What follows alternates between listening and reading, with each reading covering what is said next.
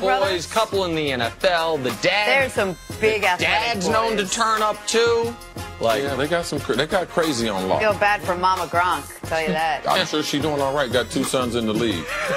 I'm sure she cashed them checks. The Dallas Cowboys are completely back after last night. All right, not quite, but they did get the win over Washington. 38-14 was your final. Dak Prescott coming off a pretty bad 3-game stretch. Threw for only just over 100 yards. He did have 2 touchdowns. Alfred Morris ran for 127 yards and a score. Cowboys improved to 6-6. They keep their playoff hopes alive, barely. Here's Dak after the game talking about the importance of getting this win. It's huge. It's huge. It's exactly what we needed. I mean, that was Cowboy football. That was to our expectations and our standards. But we can't sit here in this one victory. We've got to move forward, and we've got to grow off of this one and get better. Nick, did the Cowboys make you feel any more comfortable that they could stay in this and keep everything afloat until Zeke gets back? They made me feel more comfortable in that they won. If they lost, it would officially be over for them. So I don't know if they got a pardon, but they got a bit of a stay of execution. But my concern going into the game was their quarterback. Their quarterback, who I have been singing the praises of as loudly as just about anyone aside from our friend Skip Bayless. And the quarterback who the last 3 weeks, 8 turnovers, 0 touchdowns. As bad of a stretch as any quarterbacks had in the league this year over 3 weeks. And yesterday, Dak did nothing to quiet my concerns. He had his career low for yards in a game. His second lowest yards per attempt in a game. He was missing easy throws. It wasn't because he was taking a bunch of deep shots downfield. They only had 1 play in the passing game longer than 15 yards.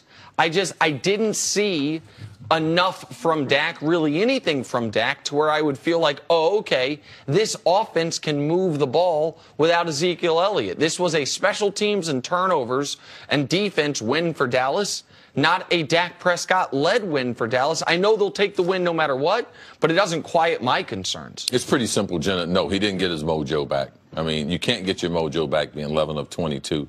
You can't get your mojo back. How long was their longest completion, Nick? 24 yards. 24 yards. The longest run from scrimmage, I think, was 15 yards. This is an offense that didn't have over 300 yards total offense, and they're not going against a great defense. People say, well, Des Bryant, he made a big play. Yeah, he made 1 play. Well, Jason Witten, he had a touchdown. Yeah, he had 1 catch for 8 yards. So, no, there is no mojo. They're very, very fortunate the way the schedule fell, being that they were facing a Washington team that's depleted with injuries on this Thursday night game. Because if it's not, I mean, there's only a few teams right now that you feel confident with Dallas going against. And as we've gotten into this suspension stretch, you talked about the first 3 games and this being the 4th game. All those games, Dak has been awful. So there's nothing encouraging.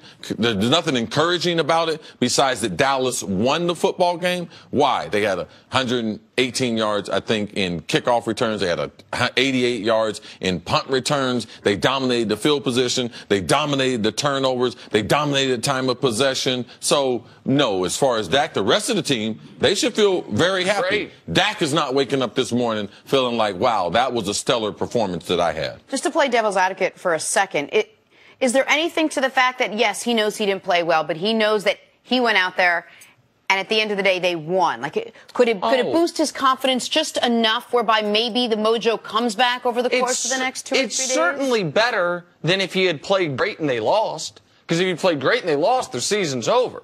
Like, there's no coming back from seven losses. He's better apt to get his mojo back if he plays well, though.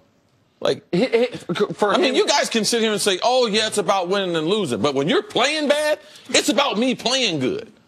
The team and what they do and the result of that, it has nothing to do with your individual performance. All right? How do you get your mojo back? You don't get your mojo back by the team playing well. Like, if I was dropping the football, you'd be like, man, Chris is in a bad slump. How would I get that back? It wouldn't be winning 38-0 or 38-14 or 38, whatever the score was, with these turnovers and the special teams dominant. I wouldn't have my mojo back after the game. I'd be cheering with the other guys, glad we won, but I would still be in the same rut or deeper, and that's where Dak is. And that is the reality. No, I don't disagree with that. The point that I'm making is because they forced the 4 turnovers, because special teams did so well, defense did so well, he now has a reprieve to where he has another opportunity in a meaningful game to get his mojo back. We just went into this game saying, someone said it. Yeah. It wasn't me. It was This me. is the most important game. I said it was the most pressure he's ever been under. Yeah. And he didn't perform. And he went 11 for 22. He didn't perform under it. So, it was one of his worst games. He didn't turn the ball over, which was his only saving grace, but you can't throw the ball 22 times and get 102 yards. You just can't. Yards per attempt is the most indicative stat about success of a team in football. It was the second worst of his career. It was less than 5 yards per attempt is unforgivably bad. And the reason why they ran the ball 42 times, because the offensive coordinator and the head coach did not trust the quarterback. Okay? That's why you have 22 passes and 42 runs. Well, the table is set to play the Giants next week. Yeah. So to go from the Redskins, who are all riddled with injuries, to the Giants, this could be a way for him, maybe Fortunate possibly, to do something there. All right, coming up, can Alabama backdoor its way into the playoff? Joel Klatt with the answer. He's going to join us next on First Things First. Best looking man on television, Joel Klatt.